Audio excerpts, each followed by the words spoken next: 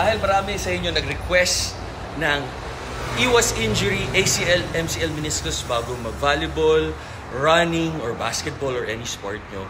Tapos medyo masakit tuhod nyo ito. Spanish fly holds or banded squat hold, 1 minute. Tsaka yung Spanish fly squats or banded squats, 15 reps, 3 sets.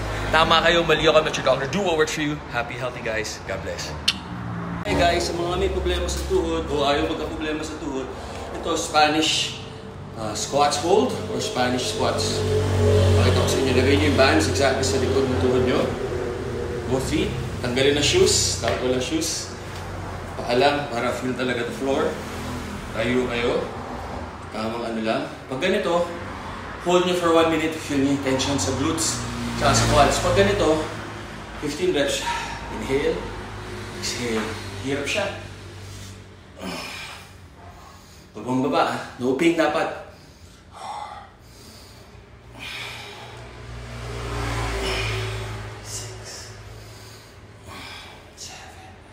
Dahil marami nagtatanong para mag-iwas sa ACL, MCL, meniscus injury. Inhale. Exhale. Narinig yung mga scar tissue.